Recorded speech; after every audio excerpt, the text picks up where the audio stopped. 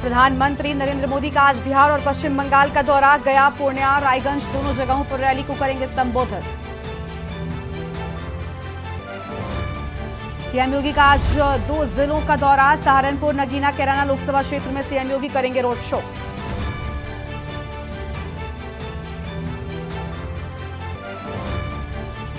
गृह मंत्री अमित शाह का कोटद्वार दौरा। आज भाजपा प्रत्याशी अनिल बलूनी के समर्थन में करेंगे जनसभा। दुर्गापुरी में विशाल जनसभा को करेंगे संबोधित। सीएम भगवंत मान का 2 दिवसीय गुजरात दौरा। 2 दिन पार्टी प्रत्याशियों के लिए करेंगे चुनावी प्रचार। भावनगर में पार्टी प्रत्याशी के पक्ष में करेंगे रोड शो।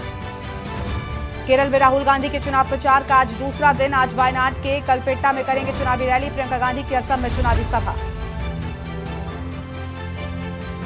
श्री कृष्ण जन्मभूमि शाही ईदगाह मामले में सुनवाई आज। इलाहाबाद हाईकोर्ट में होगी मामले की सुनवाई। पिछली सुनवाई में दोनों पक्षों के वकीलों ने पेश की थी दलीलें। आप देख रहे हैं के न्यूज, खबरों का सारथी। नमस्कार, लाइव न्यूज में आप सभी का स्वागत है। मैं हूं आपके साथ गरिमा वाजपेयी। हम खबर से करते हैं बुलेटिन की शुरुआत। बुलंदशहर से बड़ी जानकारी आपको हम बताते हैं, जहां पर किसान पर टूटकर गिरी एचटी लाइन की चपेट में आने से किसान की मौत हो गई है। बड़ी खबर आपको हम बता रहे हैं।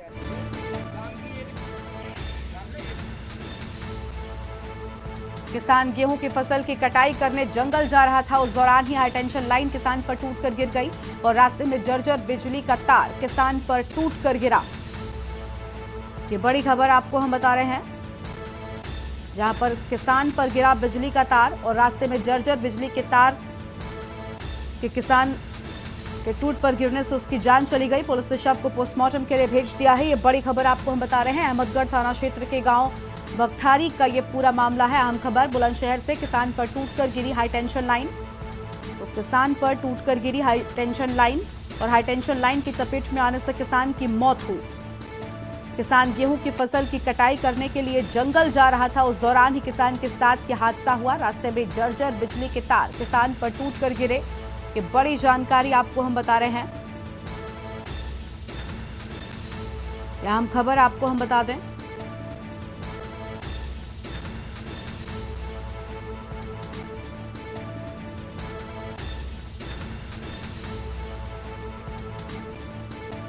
और इसी खबर पर बातचीत के लिए हमारे साथ बुलंदशहर से हमारे संवाददाता अनिल मीणा जुड़ चुके हैं। अनिल, एक किसान पर हाईटेंशन लाइन गिरी, किसान की जान चली गई है। बताया जा रहा है कि जर्जर तार कई सालों से है, लेकिन इस ओर किसी का भी ध्यान नहीं है। देखिए, बिल्कुल मैं आपको बता दूं, अहमदगढ़ थाना क्षेत्र के बगठारी गांव का मामला है, जहां एक किसान अपने गेहूं काटने खेत पर जा रहा था। तो वहां जो जर्जर हालत में जो हाई टेंशन जो लाइन थी वो किसानों के ऊपर गिर गई और किसानों के ऊपर गिरने के बाद किसान की बिजली की चपेट में आने से दर्दनाक मौत हो गई है।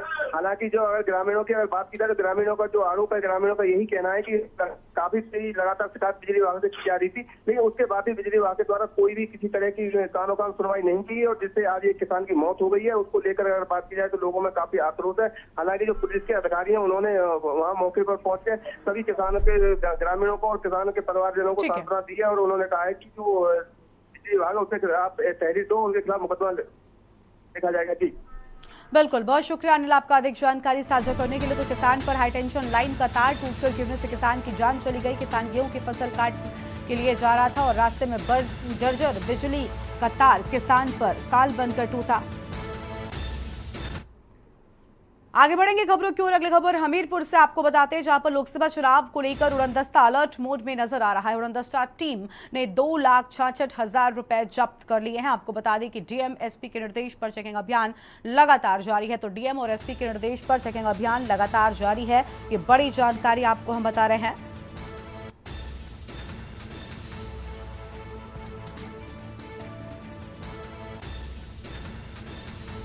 तो यह हम जानकारी आपको हम बता रहे हैं।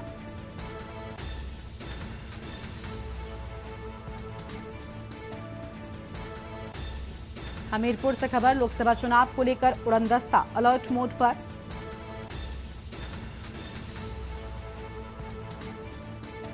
फिलहाल यह अहम खबर आपको हम बता दें।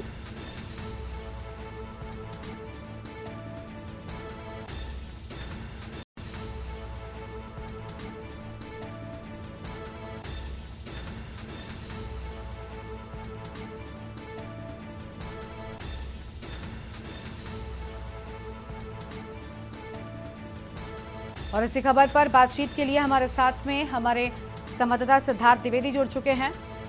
सिद्धार्थ, उड़नदस्ता और पुलिस टीम लगातार चेकिंग अभियान चला रही है। डीएमएसपी के निर्देश पर यह अभियान चल रहा है और सफलता भी मिलती हुई नजर आ रही है, क्योंकि जिस तरीके से यहाँ पर बड़ी नकदी जब्त की गई है उससे साफ तौर पर यह लग रहा है कि एक्शन मोड में होना कहीं ना कहीं कारगर साबित हो रहा है। जी बिल्कुल, मैं आपको बता दूं कि लोकसभा चुनाव के दृष्टिगत जो जिलाधिकारी राहुल पांडे और पुलिस अधीक्षक दीक्षक शर्मा के निर्देशानुसार जिले के अलग अलग स्थानों में बैरियर लगाकर आने जाने वाले वाहनों की चेकिंग करी जा रही है। उड़नदस्ता व पुलिस की टीमें तैनात है। वहीं एक चेकिंग अभियान के दौरान राट-मौदाहा मार्ग में एक अज्ञात वाहन को रोका जाता है चेकिंग के लिए, जिसमें से 2,66,000 रुपए की जो नकदी है वो मिलती है, जब्त की जाती है। जी बिल्कुल, साफ तौर पर नकदी दिए जाने की बात सामने आई है। पूरे मामले में एक्शन जो है वो लगातार हो रहा है। शुक्रिया आपका सिद्धार्थ, अधिक जानकारी साझा करने के लिए। तो यहाँ पर देखिए नकदी जब्त की गई है। लोकसभा चुनाव को लेकर उड़नदस्ता पूरी तरीके से अलर्ट मोड में नजर आ रहा है। तो लोकसभा चुनाव को लेकर उड़नदस्ता पूरी तरीके से अलर्ट मोड में नजर आ रहा है। फिलहाल ये बड़ी जानकारी आपको हम बता रहे हैं।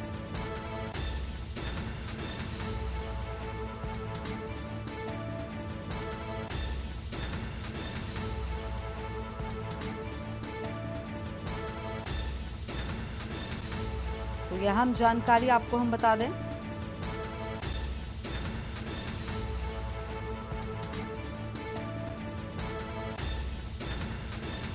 उड़नदस्ता और पुलिस की टीम लगातार चेकिंग कर रही है।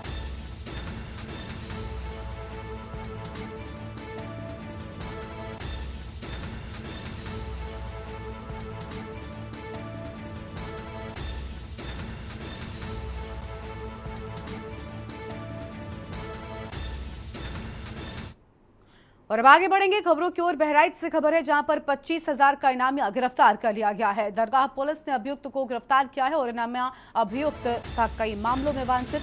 एसएचओ ने टीम गठित कर अभियुक्त को गिरफ्तार कर लिया है। ये बड़ी जानकारी आपको हम बता रहे हैं।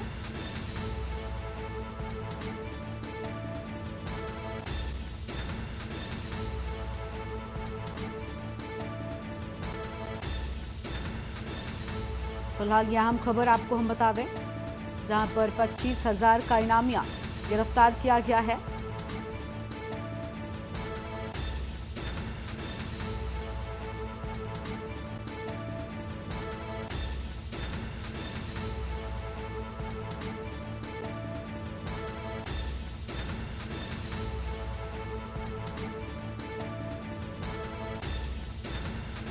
बहराइच से खबर, 25,000 का इनामिया गिरफ्तार किया गया। फिलहाल यह अहम खबर आपको हम बता रहे हैं, जहां पर दरगाह पुलिस ने अभियुक्त को गिरफ्तार किया है।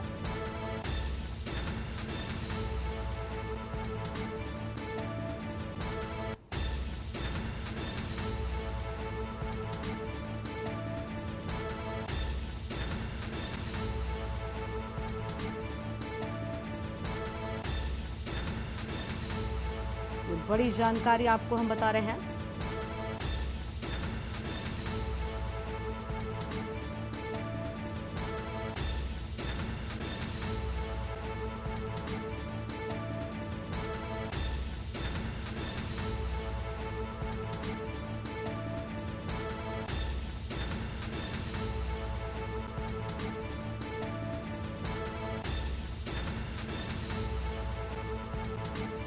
तो यह अहम खबर आपको हम बता दें, जहां पर इनामिया अभियुक्त कई मामलों में वांछित था। तो इनामिया अभियुक्त कई मामलों में था वांछित।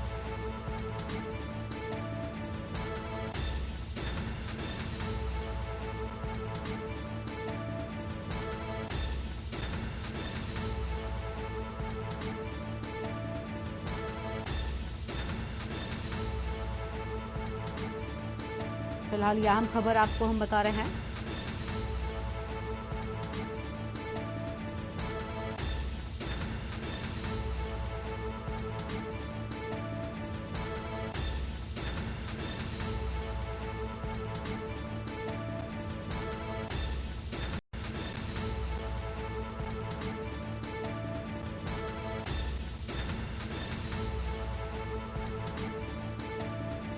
एसएचओ ने टीम गठित कर अभियुक्त को गिरफ्तार किया।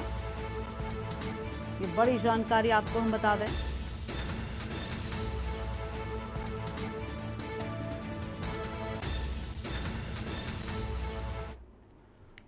और अब आगे बढ़ेंगे खबरों की ओर। अगली खबर रायबरेली से है, जहां पर एनटीपीसी की यूनिट नंबर 2 बंद हुई है। बॉयलर में तकनीकी खराबी के चलते बंद यूनिट बंद होने से बिजली उत्पादन पर बड़ा असर होगा। एनटीपीसी में कुल 6 यूनिटें होती हैं और आपको बता दें कि यूनिट नंबर 2 में शुरू हुआ मरम्मत का कार्य। तो यूनिट नंबर 2 में शुरू हुआ मरम्मत का कार्य, ये अहम खबर आपको हम बता रहे हैं।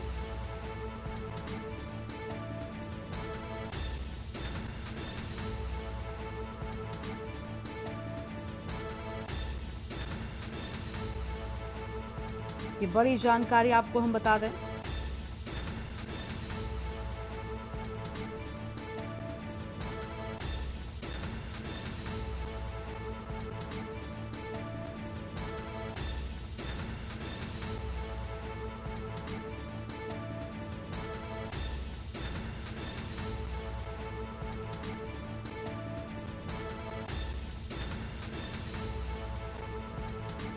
बॉयलर में तकनीकी खराबी के चलते बंद यूनिट बंद होने से बिजली उत्पादन पर होगा बड़ा असर। ये बड़ी जानकारी आपको हम बता रहे हैं, जहां पर बिजली उत्पादन पर बड़ा असर। एनटीपीसी से कुल 6 यूनिटें संचालित होती हैं। और अगली खबर आपको हम बताते हैं फतेहपुर से, जहां पर आपको बता दें कि मेला देखने गई लड़की से छेड़छाड़ का मामला सामने आया है। एक बार फिर से सुर्खियों में आया थरियाओं थाना। गांव के 3 युवकों पर छेड़छाड़ मारपीट का आरोप लगा है। विरोध करने पर परिजनों को दबंग युवकों ने जमकर पीटा है। लड़की से अभद्रता करने व मारपीट का वीडियो भी वायरल हुआ। ये बड़ी खबर आपको हम बता रहे हैं। विरोध करने पर परिजनों को दबंग युवकों ने जमकर पीटा है और यह अहम जानकारी आपको हम बता रहे हैं।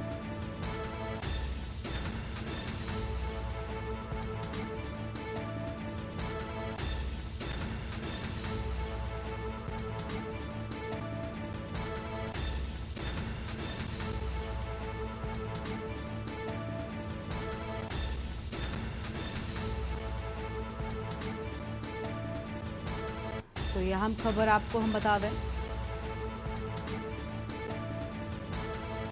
जहां पर एक बार फिर सुर्खियों में आया थरियाओं थाना। लड़की से अभद्रता करने व मारपीट करने का वीडियो वायरल हुआ है। तो यह अहम जानकारी आपको हम बता रहे हैं।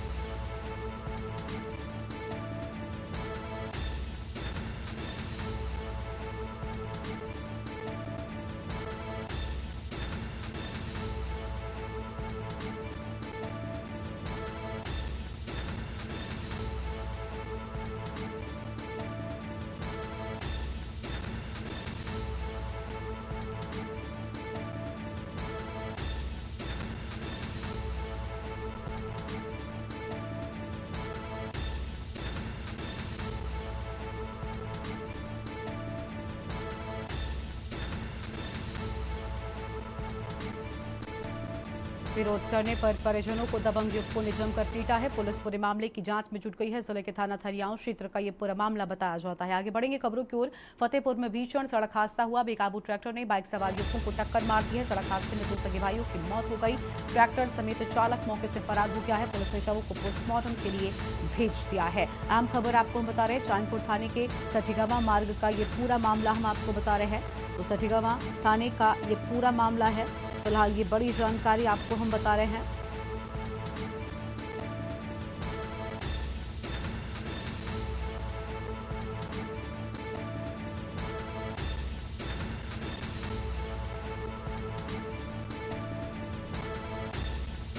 तो यह हम खबर आपको हम बता दें,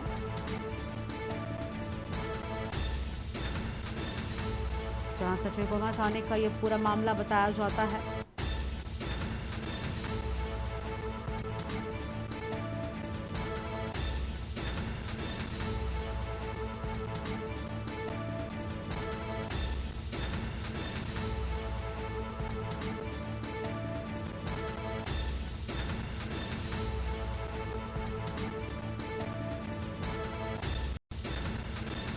पुलिस ने शवों को पोस्टमार्टम के लिए भेजा।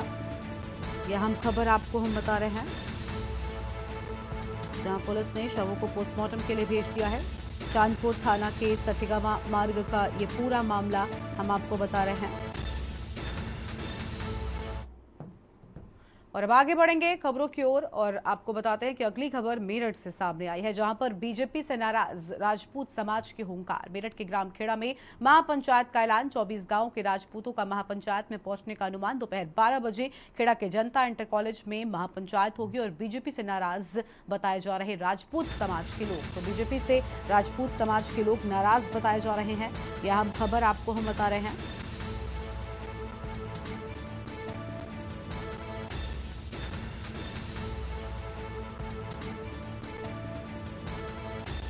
यहाँ पर बीजेपी से नाराज बताए जा रहे हैं राजपूत समाज के लोग।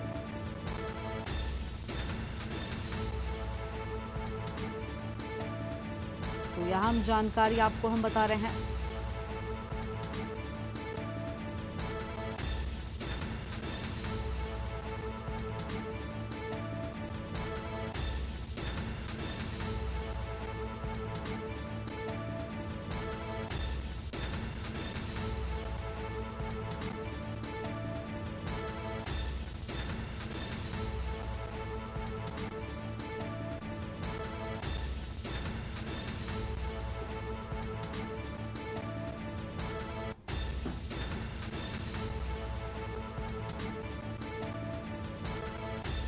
मेरठ के ग्राम खेड़ा में महापंचायत को लेकर यह हम बात। 24 गांव के राजपूतों का महापंचायत में पहुंचने का अनुमान, यह हम जानकारी आपको हम बताते हैं। और दोपहर 12 बजे खेड़ा के जनता इंटर कॉलेज में होगी महापंचायत। तो खेड़ा के जनता इंटर कॉलेज में होगी महापंचायत, यह हम जानकारी आपको हम बता रहे हैं।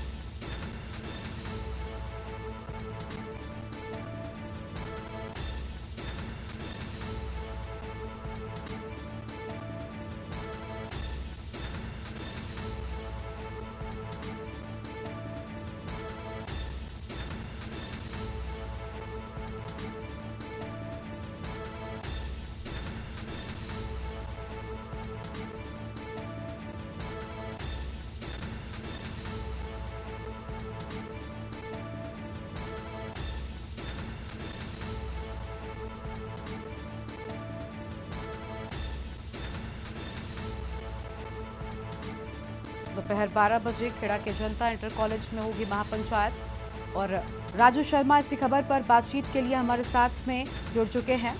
मेरठ से हमारे संवाददाता हैं। राजू, मेरठ के ग्राम खेड़ा में महापंचायत ने ऐलान कर दिया है और साथ ही नाराजगी जो है वो साफ तौर पर नजर आ रही है।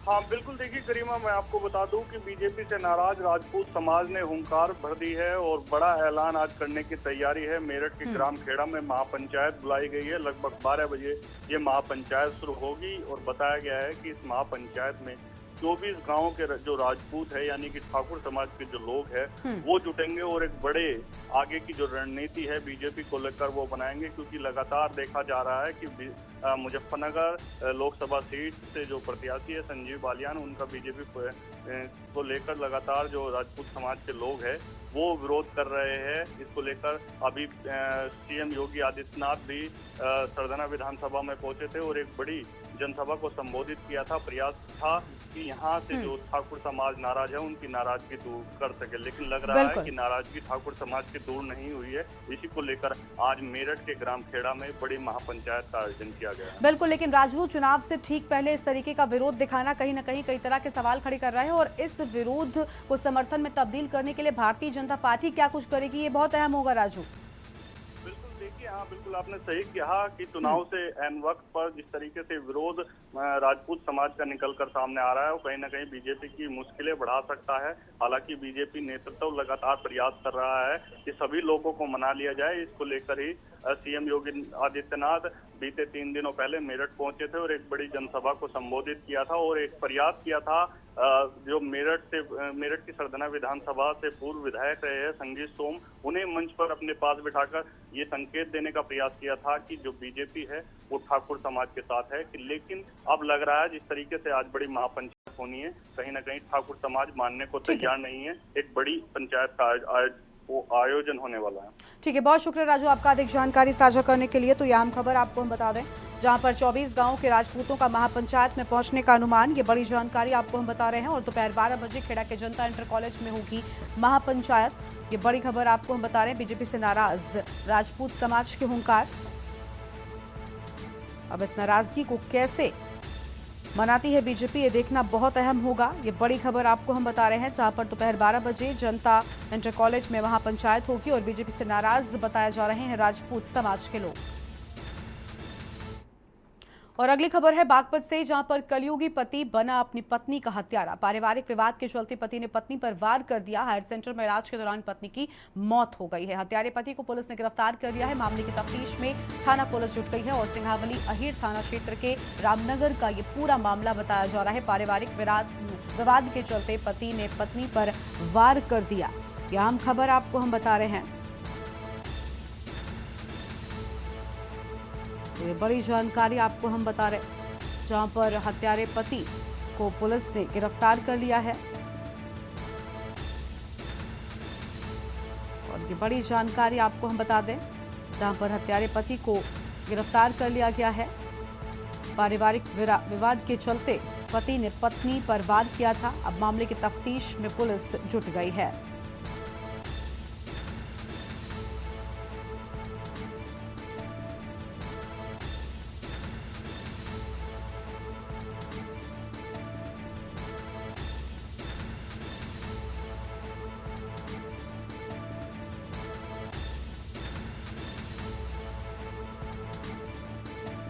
यह हम खबर आपको हम बता रहे हैं, जहां पर हत्यारे पति को पुलिस ने गिरफ्तार भी कर लिया है।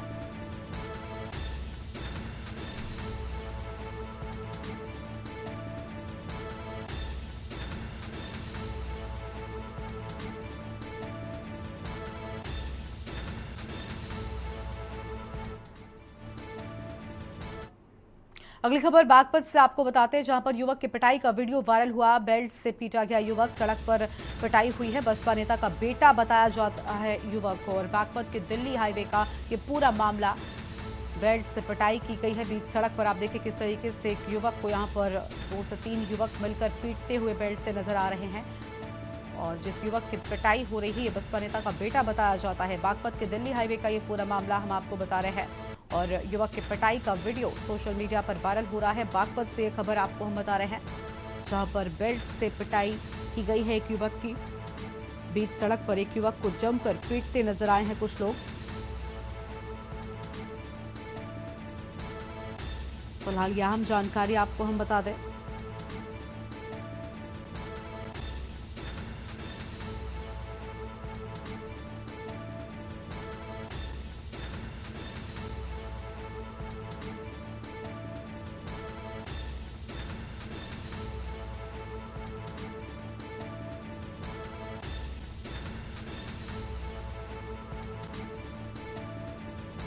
तो यह हम खबर आपको हम बता रहे हैं।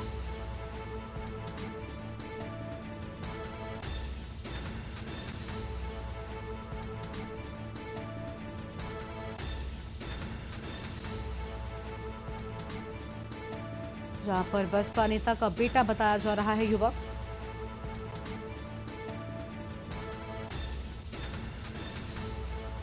और बागपत के दिल्ली हाईवे का ये पूरा मामला बताया जा रहा है। आगे बढ़ेंगे खबरों की ओर। लखनऊ से अगली खबर आपको हम बताते हैं, जहां पर सिपाहियों ने युवक का अपहरण किया। चारबाग रेलवे स्टेशन के पास से युवक को किया अगवा। पीएससी की बैरक में बंद कर युवक की पिटाई कर बाल काटे हैं। पीएससी में खेल प्रतियोगिता में शामिल होने आए थे सिपाही। आरोपी सिपाही मेरठ जिले में तैनात हैं। लखनऊ के महानगर की ये पूरी घटना बताई जाती है। पीएससी की बैरक में बंद कर युवक के बाल काटे और पिटाई की। खेल प्रतियोगिता में शामिल होने के लिए सिपाही पहुंचे थे। ये बड़ी जानकारी आपको हम बता रहे हैं, जहां पर ददरौल से अरविंद सिंह बने उपचुनाव के प्रत्याशी। तो यह हम खबर आपको हम बता रहे हैं। और पीएससी में खेल प्रतियोगिता में शामिल होने के लिए सिपाही पहुंचे थे।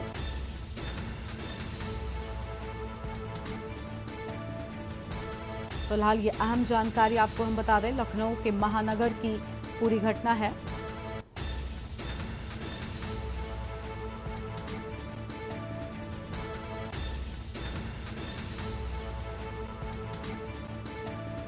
लालबाग रेलवे स्टेशन के पास से युवक को अगवा किया गया है। ये बड़ी जानकारी आपको हम बता रहे हैं। पीएससी के बैरक में बंद कर युवक की पिटाई कर बाल काटे जाने की बात सामने आई है।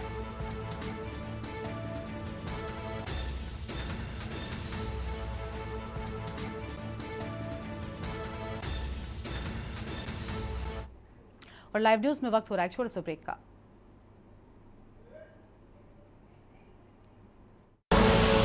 आप देख रहे हैं के न्यूज, खबरों का सारथी। ब्रेक से वापस आ रहे हैं। मैं हूं आपके साथ सोनी चौहान। रुक करते हैं खबरों का। बीजापुर से हम खबर सामने आ रही है। लोकसभा चुनाव को लेकर तैयारी पूरी हो गई है और 76 मतदान दल हेलीकॉप्टर से रवाना हुए। नक्सल प्रभावित इलाके में करीब 3 दल रवाना हुए हैं और सुरक्षा कारणों से पुलिस लाइन स्थित हेलीपैड 3 दिन पहले अंदरूनी क्षेत्रों में रवाना किया जा रहा है और मतदान केंद्रों को चुनाव आयोग ने शिफ्ट किया है बस्तर, और साथ ही इसके लिए करीब 19 अप्रैल को मतदान होना है। पहले चरण की शुरुआत होगी 19 अप्रैल से और कलेक्टर, एसपी, प्रशासनिक अमला मौके पर मौजूद रहेगा। तो लोकसभा चुनाव को देखते हुए तैयारियां पूरी तरीके से की जा रही है और प्रशासनिक अमला भी सतर्कता बरत रहा है। तो मौके पर मौजूदगी रहेगी प्रशासनिक अमले की और कड़ी सुरक्षा व्यवस्था के बीच मतदान की प्रक्रिया को संपन्न कराए जाने को लेकर तैयारी की जा रही है।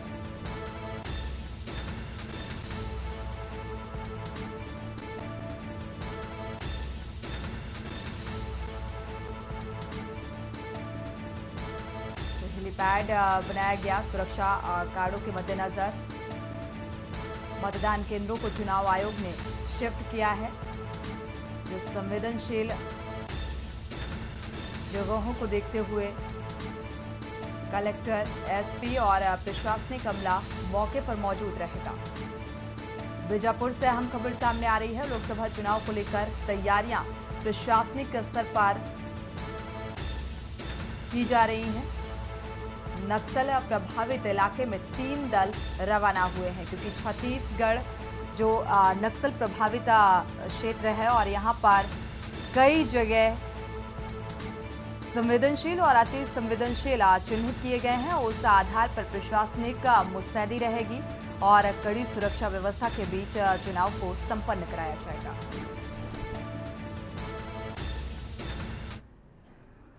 बढ़ते आगे, राजनांदगांव में 26 अप्रैल को दूसरे चरण के चुनाव होने वाले हैं और चुनाव के लिए मात्र अब 11 दिन रह गए हैं। राजनांदगांव में 24 तारीख की शाम करीब 5 बजे से चुनाव प्रचार और प्रेस कॉन्फ्रेंस पर प्रतिबंध लग जाएगा और बीजेपी ने अपना संकल्प पत्र जारी कर दिया है, जिसकी उपलब्धियों को बताने के लिए बीजेपी के वरिष्ठ नेता एवं प्रदेश महामंत्री संजय श्रीवास्तव राजनांदगांव पहुंचे थे और उन्होंने अपने संकल्प पत्र की उपलब्धियां भी गिनाई। क्या देश हित में हमको निर्णय लेने हैं। प्रचार का आप नेक्स्ट देखिए सीधा संतोष पांडे और उसके बाद सभी सामान्य पत्रकार बंधुओं में उसका करना है।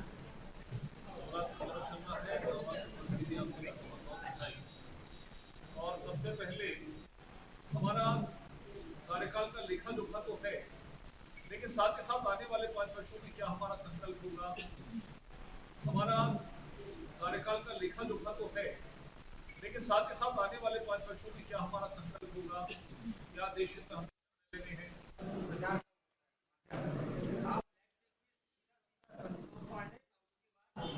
सभी सामान्य पत्रकार बंधुओं में उसका करना है।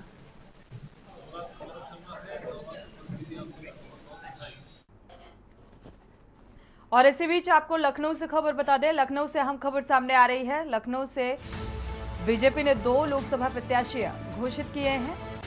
तो 2 उम्मीदवार को टिकट दिया गया है। फिरोजाबाद से ठाकुर को टिकट दिया गया। देवरिया से शशांक मणि त्रिपाठी को प्रत्याशी बनाया गया है। तो फिरोजाबाद से ठाकुर विश्वदीप सिंह को प्रत्याशी बनाया गया है। 2 प्रत्याशियों के नाम का ऐलान। फिरोजाबाद से ठाकुर विश्वदीप अब चुनावी मैदान में ताल ठोकेंगे और देवरिया से शशांक मणि त्रिपाठी को प्रत्याशी बनाया गया है। देवरिया और फिरोजाबाद के लिए इन 2 प्रत्याशियों के नाम का ऐलान। 2 उम्मीदवारों को भारतीय जनता पार्टी ने चुनावी मैदान में उतारा है। देवरिया से शशांक मणि त्रिपाठी का नाम सामने आ रहा है, जिन्हें प्रत्याशी घोषित किया गया है, और फिरोजाबाद से ठाकुर विश्वदीप सिंह का नाम सामने आ रहा है, जिन्हें प्रत्याशी बनाया गया है।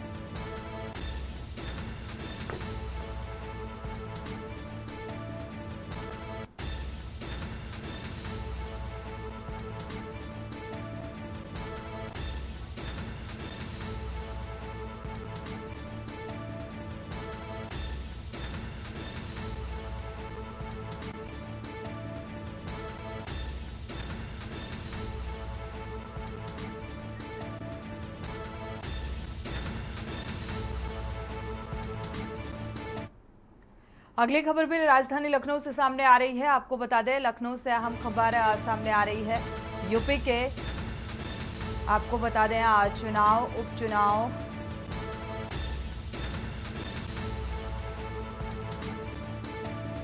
गदरौल से अरविंद सिंह उपचुनाव प्रत्याशी घोषित किए गए हैं, और गैसली से शैलेंद्र सिंह शैलू को प्रत्याशी घोषित किया गया है, और लखनऊ पूर्वी से ओपी श्रीवास्तव को कैंडिडेट बनाया गया है। तो गदरौल से अरविंद सिंह को प्रत्याशी बनाया गया है, यानी कि उपचुनाव का कैंडिडेट घोषित किया गया है, और द्विंदीय से श्रवण गौड़ को प्रत्याशी बनाया गया है। लखनऊ से अहम खबर सामने आ रही है। तो विधानसभा उपचुनाव के प्रत्याशियों के नाम का ऐलान। लखनऊ पूर्व से भी प्रत्याशी चुनावी मैदान में उतारे गए। गदरौल से अरविंद सिंह उपचुनाव प्रत्याशी बनाए गए हैं। तो ओपी श्रीवास्तव उत्तर पूर्वी से प्रत्याशी घोषित किए गए हैं।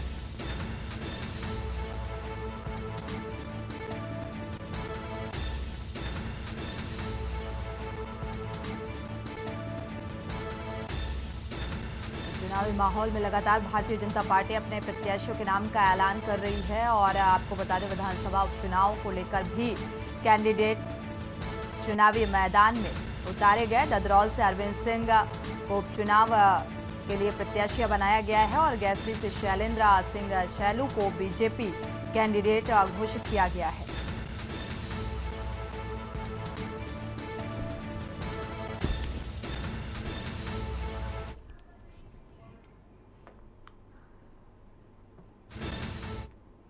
बढ़ते आगे और बात करते हैं फरीदाबाद के बल्लभगढ़ की, जहां पर चुनावी जनसंपर्क अभियान के तहत बीजेपी नेता केशव भाटी द्वारा मलेरना रोड आदर्श नगर में नुक्कड़ सभा का आयोजन किया गया, जिसमें सैकड़ों की तादाद में लोग नुक्कड़ सभा में मौजूद रहे, और प्रदेश के उद्योग मंत्री मूलचंद शर्मा के पहुंचने पर लोगों ने उनका फूल मालाओं से जोरदार स्वागत किया। और उद्योग मंत्री मूलचंद शर्मा ने कहा कि बल्लभगढ़ की जनता का हमेशा रेडी रहूंगा, और बल्लभगढ़ की जनता मेरे लिए भगवान के बराबर है। उद्योग मंत्री मूलचंद शर्मा ने कहा कि बल्लभगढ़ के देवतुल्य जनता बीजेपी के लोकप्रिय प्रत्याशी श्री कृष्ण पाल गुर्जर को 1.5 लाख वोटों से जिताकर भेजेगी, और उन्होंने ये भी कहा कि 4 जून को 400 पार के नारे को पूरा करेगी देश की जनता।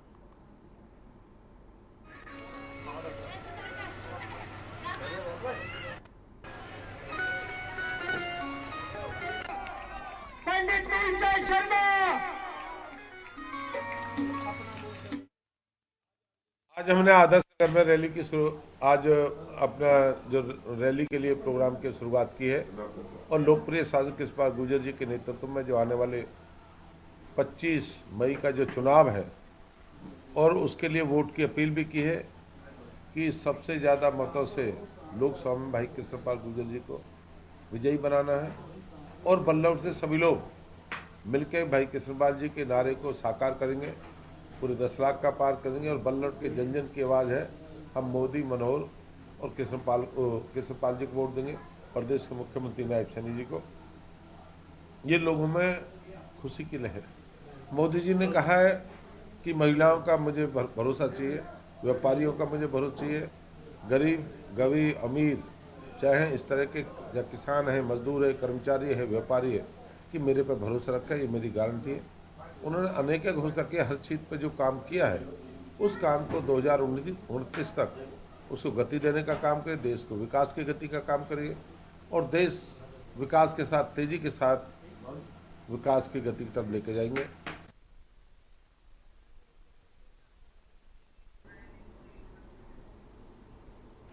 सीधे वायनाड का रुख करते हैं, जहां पर रोड शो आयोजित किया गया है और राहुल गांधी पहुंचे हुए हैं और जनसभा को संबोधित कर रहे हैं।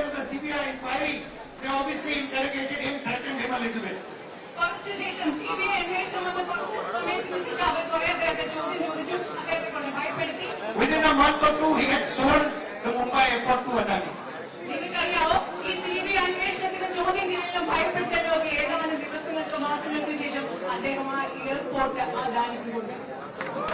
Mumbai airport. This is how Adani got Mumbai airport. നിങ്ങൾക്കറിയാവോ ഇങ്ങനെയാണ് അദാനിക്ക് മുംബൈ വിമാനത്താവളം കിട്ടിയത്. So you know on the street sometimes somebody will go and threaten somebody and say, you know, I'll break your legs if you don't give me money. നേരത്തെ പറഞ്ഞ പോലെ നിങ്ങളെ നമുക്കറിയാം, നമ്മുടെ നിരത്തിലൊക്കെ ഒരാള് 5-6 പേര് ഒരാള് ചെന്ന് പറയും എനിക്ക് പൈസ തന്നിട്ട് മുട്ട് തല്ലിയൊടിക്കുമെന്ന് പറയുന്ന ആളുകളുണ്ട്. At the electoral bond level, the threatening is much more sophisticated.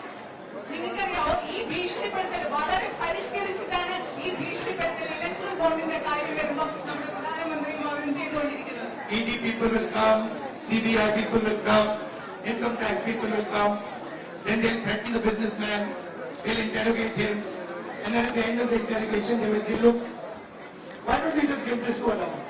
ഞങ്ങളിപ്പോ നിരത്തിലെ ആളുകൾ എങ്ങനെയാണ് പേടിപ്പിക്കുന്നത്, നിങ്ങളുടെ കാല് തന്നെ ഓടിക്കുമെന്നാണ് പേടിപ്പിക്കുന്നത്. പക്ഷെ എങ്ങനെയാണ് ഇലക്ട്രൽ ബോണ്ട് വരുമ്പോൾ ഇവർ പേടിക്കുന്നത്?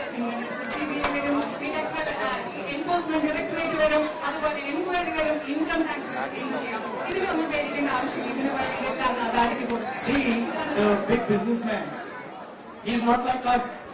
He requires a big house, fancy car. He cannot be uncomfortable for even 5 minutes. ഈ വലിയ വ്യവസായികൾ എന്ന് പറയുമ്പോൾ അവർ നമ്മളെ പോലെയല്ല. അവർക്ക് വലിയ വീട് വേണം, ആഡംബര കാറുകൾ വേണം. ഒരു 5 മിനിറ്റ് പോലും അസ്വസ്ഥമായിട്ട് ജീവിക്കാനോ ഇരിക്കാനോ അവരെ കൊണ്ട് പറ്റില്ല. So moment little pressure comes on him, he gives everything and runs away. അതെന്താ പറ്റുന്നത്? ഈ വ്യവസായികൾക്ക് ഒരു ചെറിയ സമ്മർദ്ദം വരുമ്പോൾ എന്ത് ചെയ്യും? പേടിച്ചോളതെല്ലാം കൊടുത്തിട്ട് അവർ രക്ഷപ്പെടാൻ നോക്കും. So that is how the electoral bond scheme is the biggest extortion scheme in the world. അങ്ങനെയാണ് ഈ രാജ്യത്തെ ഇലക്ട്രൽ ബോണ്ട് പദ്ധതി എന്ന് പറയുന്നത് രാജ്യത്തെ ഏറ്റവും വലിയ കൊള്ളയടിക്കൽ പദ്ധതിയായിട്ട് മാറുന്നത്. But you see my media friends over there, പക്ഷെ നിങ്ങൾ എന്റെ മാധ്യമ പ്രവർത്തകരായ സുഹൃത്തുക്കളെ അവിടെ കാണുന്നുണ്ടാവും. they will never talk about the electoral bond scheme. നിങ്ങൾക്കറിയാം, എന്റെ മാധ്യമ പ്രവർത്തകരായ അവിടെ ഇരിക്കുന്ന See, look, they're smiling, you can see. അവരൊരിക്കലും ഇലക്ട്രൽ ബോണ്ട് പദ്ധതിയെ കുറിച്ച് പറയുന്നില്ല. നിങ്ങൾ നോക്കി അവരവിടെ ചിരിച്ചുകൊണ്ടിരിക്കുകയാണ്. Because if they write any article, then the CBI ED will also arrive in their house. കാരണം അവർ ഇലക്ട്രൽ ബോണ്ടിനെ കുറിച്ച് എന്തെങ്കിലും ഒരു ലേഖനം എഴുതിയാൽ CBI-യും ED-യും പിന്നെ അവരുടെ വീട്ടിൽ. So that is the situation in the country. ഇതാണ് ഇന്ന് നമ്മുടെ രാജ്യത്തെ സാഹചര്യം. Now, from the Congress party's perspective, we have to do something for the people of India. ഇപ്പോ രാജ്യത്തെ സാഹചര്യം ഇങ്ങനെ നിലവിലിരിക്കുമ്പോൾ കോൺഗ്രസ് പാർട്ടിയുടെ വീക്ഷണകോണിൽ നിന്നും കോൺഗ്രസ് പാർട്ടിയുടെ കാഴ്ചപ്പാടിൽ നിന്നും ഈ രാജ്യത്തെ ജനങ്ങൾക്ക് വേണ്ടി നമുക്ക് കുറെ കാര്യങ്ങൾ ചെയ്യാനുണ്ട്. So,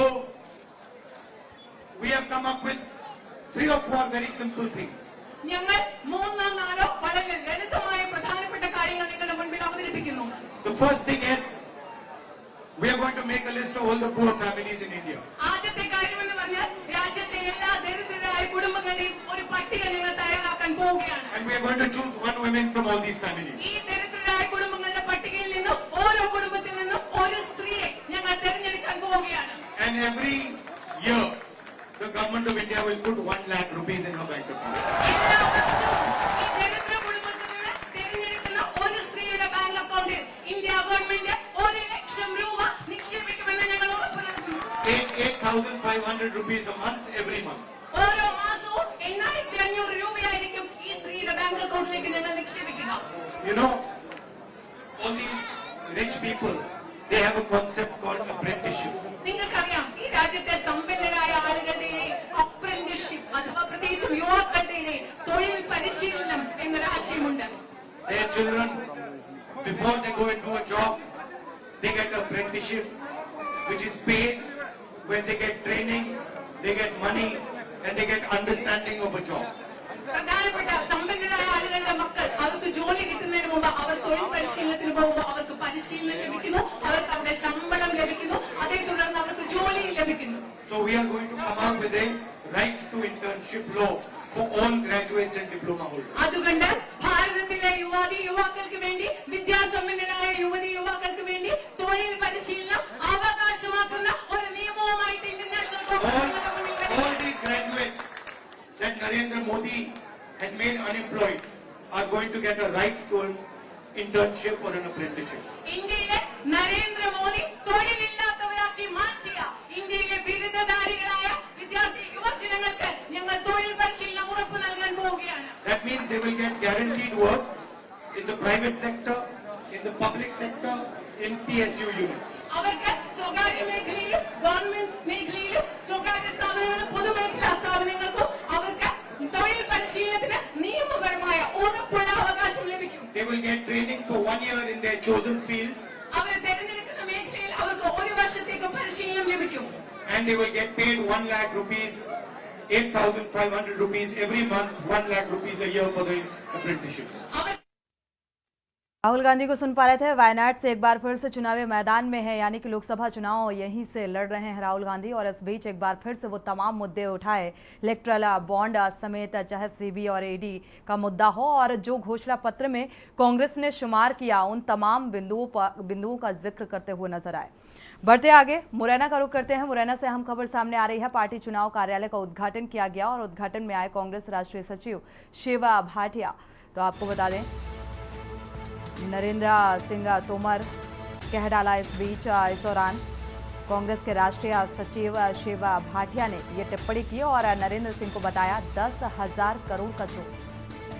तो केंद्रीय मंत्री ज्योतिरादित्य सिंधिया को लेकर भी टिप्पणी की गई और इस समय देश में एक ही लड़ाई का जिक्र किया जा रहा है, लोकतंत्र बचाओ।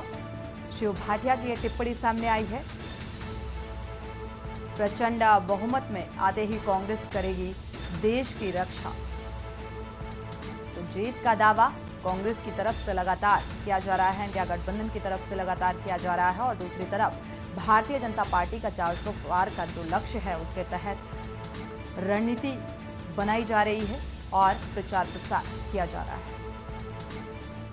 तो कांग्रेस के राष्ट्रीय अध्यक्ष सचिव शिवा भाटिया की टिप्पणी सामने आई है, बयान सामने आया है।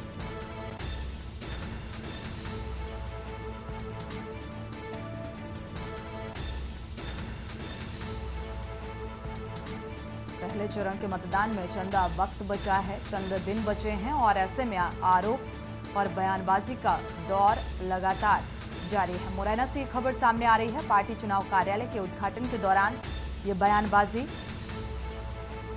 उद्घाटन में आए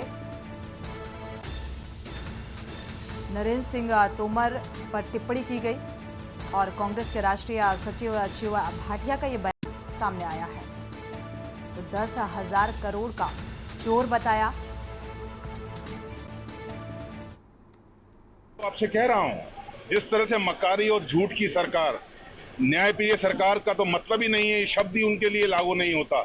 आपको खुद नजर आ रहा है किस तरह आचार संहिता का वो कर रहे हैं और कितनी ज्यादा कंप्लेंटें उनके पास जा चुकी है, लेकिन कोई संज्ञान नहीं लेने को तैयार है। मोदी जी ने भी मोदी की गारंटी के ना ऊपर क्या, वो उसके आगे तो बढ़ ही नहीं सकते ना।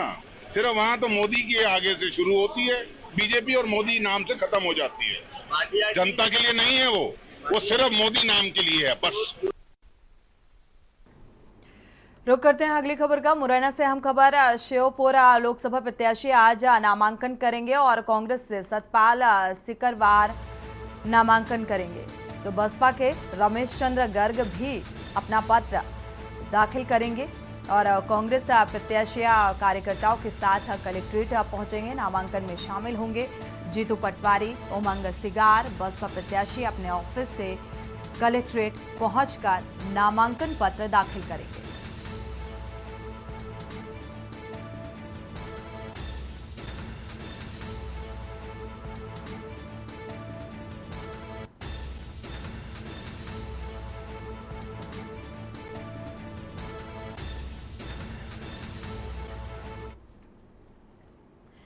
रुक करते हैं अगली खबर का। जबलपुर थाना खितौला अंतर्गत सूचना मिली कि सरदा के जंगलों में आए दिन जुआरी जुआ खेलते हैं और प्राप्त सूचना के बाद थाना खितौले अंतर्गत सजदा के जंगलों में छापेमारी की गई और इस कार्रवाई में 5 जुआरी जुआ खेलते हुए पकड़े गए और 11,000 नगद और ताश के पत्ते भी बरामद किए गए।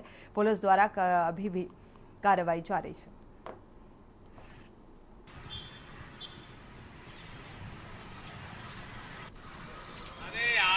यार वाकई में गजब कर दिया। तो हाँ से कम नहीं हो रहा होती।